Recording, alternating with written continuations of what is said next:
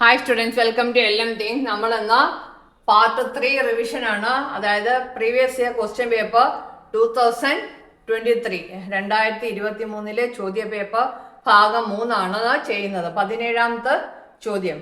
Draw the coordinate access and mark the points A00, B44, C80 and D4-4. Write the suitable name of the quadrilateral ABCD. നമുക്ക് ഇത് ചിത്രം വരയ്ക്കാം. Access വരച്ചിട്ട് ചിത്രം വരയ്ക്കാം. ഞാൻ റഫായിട്ടാണ് വരയ്ക്കുന്നത്, ആക്ച്വൽ മെഷർമെൻ്റ് ഒന്നും എടുക്കുന്നില്ല. ഓക്കെ, അപ്പോൾ ആക്ച്വൽ മെഷർമെൻറ്റ് നിങ്ങൾക്ക് എക്സാമിനേഷന് ഗ്രാഫ് പേപ്പർ കാണും. ഗ്രാഫ് പേപ്പറിൽ നിങ്ങൾക്ക് മെഷർമെൻ്റ് ഒക്കെ കറക്റ്റായിട്ട് എടുത്ത് വരയ്ക്കാൻ പറ്റും. A00 origin, B4 X4 Y4 ഏകദേശം ഇവിടെ വരും. ഇതെല്ലാം ആക്ച്വൽ അല്ല.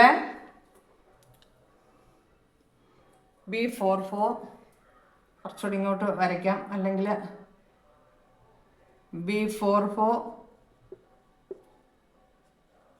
C80 4 അവിടെ ആകുമ്പോൾ കുറച്ച് പുറത്തോട്ട് 80 ഇത് C ആണ്. നൗ D4-4 അതായത് 4-4 X പോസിറ്റീവ് Y നെഗറ്റീവ് ഈ സൈഡാണ് താഴെ. അപ്പം ഏകദേശം ഇവിടെ വരും. എല്ലാം ഒരു ഏകദേശ രൂപമാണ്. 4-4 that is D. Joining these points you will get A quadrilateral. നമുക്ക് ജോയിൻ ചെയ്ത് നോക്കാം. Write a suitable name for it. ഇതിന് ശരിയായിട്ടുള്ള പേര് കൊടുക്കാം. അപ്പം ഇവിടെ ഇച്ചിരി വളഞ്ഞിരിക്കുന്നു, പക്ഷെ നിങ്ങളത് ശരിയായിട്ട് വരയ്ക്കുക. അപ്പം ഓൾ സൈഡ്സ് മെഷർമെൻ്റ് എടുത്ത് നോക്കിക്കേ. ഈ എല്ലാത്തിൻ്റെയും ഡിസ്റ്റൻസ് കാണണം. ഇവിടെ നോക്കിക്കേ, OB യുടെ ഡിസ്റ്റൻസ്, AB യുടെ ഡിസ്റ്റൻസ്, ഇത് സെൻറ്റർ കോർഡിനേറ്റ് അവിടെ ഓന്ന് എഴുതേണ്ട കാര്യമില്ല. AB യുടെ ഡിസ്റ്റൻസ് നോക്കിക്കേ, 0-4 the whole square plus 0-4 root of 4 square plus root of എന്താണ് AB equal root of 4 square plus 4 square root of 16 plus 16 root of 32. അതാണ് BC ഉണ്ട്. Root of okay 4-8 -4 whole square plus 4-0 അവിടെയും 4 square. അപ്പോൾ നമുക്ക് കിട്ടുന്നത് root of 32. അതുപോലെ CD നോക്കിക്കേ, CDയും എന്താണ് 4-8 4 സ്ക്വയർ, ഹിയർ ഓൾസോ 4 സ്ക്വയർ, അവിടെ നമുക്ക് റൂട്ട് 32 കിട്ടും. പിന്നെ AD is also root 32. All sides are equal, therefore it is a rhombus. അപ്പോൾ നമുക്ക് ഈ ക്വാഡ്രിലാറ്ററൽ എന്ത് പേര് കൊടുക്കാം? റോംബസ് എന്ന പേര് കൊടുക്കാം. It is A rhombus, all sides are equal. പിന്നെ ഡയഗണൽ BD, ഈ B തൊട്ട് D വരെ BD യുടെ ഈ ലെങ്ത് ആണ് നമുക്ക് കാണേണ്ടത്. അതും ഡിസ്റ്റൻസ് ഫോർമുല ഉപയോഗിച്ച് ചെയ്താൽ നമുക്ക് എന്താ കിട്ടും? ഈ ഡിസ്റ്റൻസ് മൊത്തത്തിൽ ബൈസെക്ടർ ആണ് അല്ലേ. ഇവിടെ 4 + 4 8 എന്ന് കിട്ടും. BD ഈക്വൽസ് രണ്ടാമത്തെ ആൻസർ BD ഈക്വൽസ് 8. അല്ലെങ്കിൽ ഡിസ്റ്റൻസ് ഫോർമുല വെച്ച് ചെയ്ത് നോക്കിയാലും മതി. ഓക്കെ, 17ാമത്തെ ചോദ്യം കഴിഞ്ഞ് ഇനി അടുത്ത ചോദ്യത്തിലേക്ക്. അടുത്ത ചോദ്യം, ഡയഗണൽസ് 18ാമത്തത്. Diagonals AC and BD of a cyclic quadrilateral, അതായത് ചക്രീയ ചതുർഭുജം ABCD cuts at P. PA12 PC2 BD equals, BD എന്ന് പറഞ്ഞാൽ മൊത്തം നീളം 11. PB equals X. ഇത് PB X ആയിട്ട് എടുക്കുകയാണെങ്കിൽ വാട്ട് ഈസ് PD? മൊത്തത്തിൽ 11 അല്ലേ. PD ഈക്വൽസ്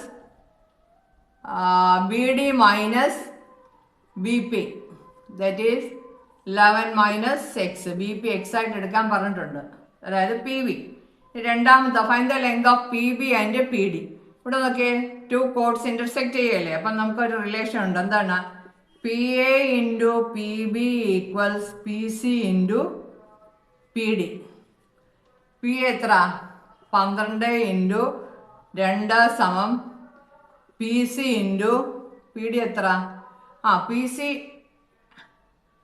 നമുക്ക് കിട്ടിയിട്ടുണ്ടല്ലേ. പി ബി എക്സ് ആണ്. P A into P C is equal to P B into P D. അപ്പം P A 12, P C 2, P B X, P D 11 - x. ഇവിടെ നമുക്കൊരു quadratic equation കിട്ടും. തെറ്റാതെ എഴുതണം കേട്ടോ, വളരെ ശ്രദ്ധിച്ച് എഴുതണം. 24 equals 11x, open the bracket, 24 equals 11x minus x square. പിന്നെ എല്ലാം ഇപ്പുറത്തോട്ട് വരുമ്പം x square minus 11x plus 24 equal to 0 എന്ന് പറയും. ഇത് ഫാക്ടറൈസേഷൻ മെത്തേഡിൽ ചെയ്യാം, അതാ കുറച്ചുകൂടി എളുപ്പം. മൾട്ടിപ്ലൈ ചെയ്യുമ്പോൾ 24ഉം ആഡ് ചെയ്യുമ്പം -11ഉം വരുന്നത് 3ഉം 8ഉം. X minus 3 into X minus 8 is equal to 0. അപ്പോൾ എക്സിന് എക്സ് മൈനസ് 3 0 ആകുമ്പോൾ എക്സ് ഇസ് ഈക്വൽ ടു 3. ഇവിടെ എക്സ് ഇസ് ഈക്വൽ ടു 3 എന്ന് വരും. ഇവിടെ എക്സ് മൈനസ് 8 0 ആകുമ്പോൾ എക്സ് ഇസ് ഈക്വൽ ടു 8 എന്ന്, ഈ -8ന് അപ്പുറത്തുണ്ടോ. അപ്പം നമുക്ക് വാല്യൂസ് കിട്ടി. എന്താണ് ഇനി പി ബിയും പി ഡി എഴുതി കൂടെ.